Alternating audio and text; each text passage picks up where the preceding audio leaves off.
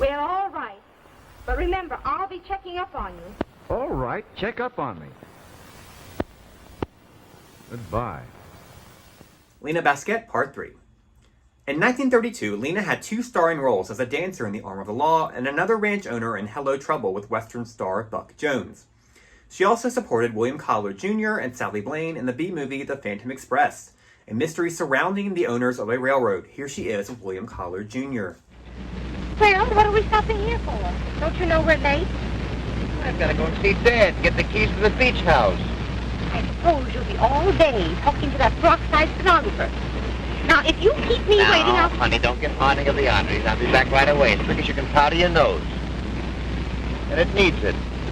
We've stopped at so many places since we started. I feel like I'm working on a milk route.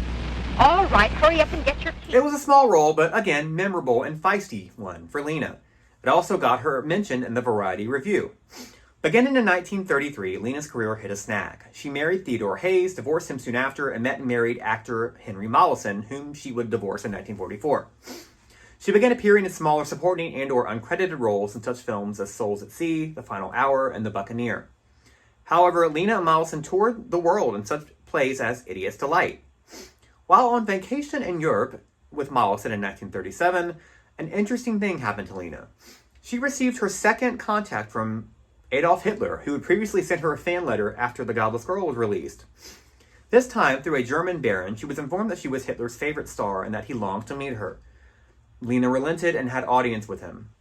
According to her memoir, she found him utterly repulsive.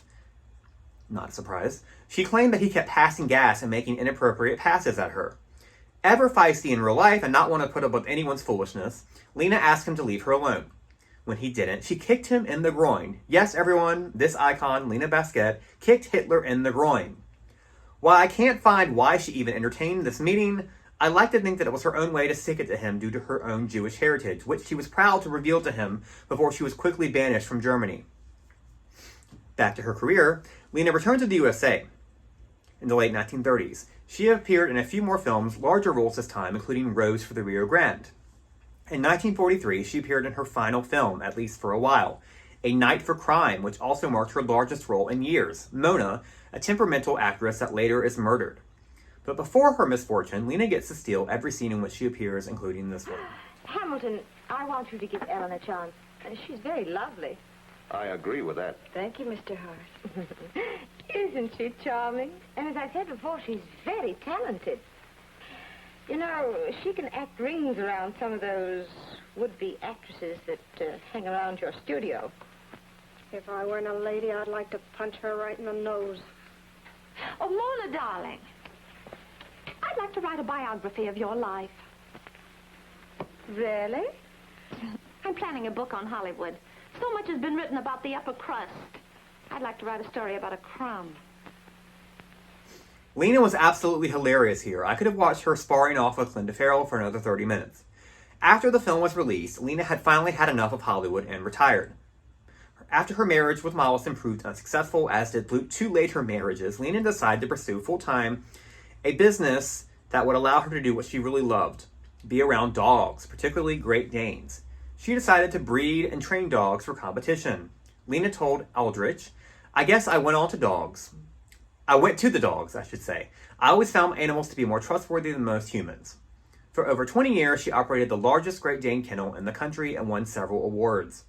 By the 1980s, when silent films were being reevaluated and appreciated for the first time in years, Lina began to be sought out by film festivals and interviews by film historians, becoming a film historian herself. She then decided to put her life story to page and published her memoir, Lina, DeMille's Godless Girl, which the publishers decided to name that to capitalize on her starring appearance in DeMille's Godless Girl. She also was lured back to appear in the independent film Paradise Park, released in 1992. This film saw Lina as Nada, an elderly woman at a trailer park that receives a vision from God that changes the lives of all of her neighbors forever. Look at Lina in this lovely scene. For them 2 homes. Well, that's a pretty good idea, except for that one little detail of her already being married. That worthless Kendall. He ain't never coming back. You've been more of a daddy to them kids than he ever was. What are you doing out and about so early? Something happened, and I really don't understand it. But it's very important that we get everyone together tonight. God's coming, and he's going to grant us all a wish. Juanita, I didn't know you got religion. I didn't know either. Why he picked me, I'll never know. As if time had stopped, Lina walks on the screen and completely owns it again. Her whimsical contemplation, mysterious nature, and of course, feisty attitude make her an absolute pleasure to watch in this film, which you can watch in its entirety on Amazon Prime. It was a wonderful final film for Lina to star in. After Paradise Park, Lina returned to her home and her dogs in West Virginia and passed away at the age of 87 in 1994. Now we are left with the question, why did Lina's promising stardom at the end of the silent era not stick for long after the transition to Talkies?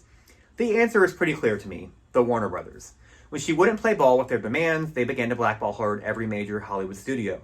After getting her money and her daughter, they blackballed her even more, even at the lower Poverty Row studios, until she was finally forced out and called it a rest and was perfectly happy to devote her life to spend time with her Great Danes.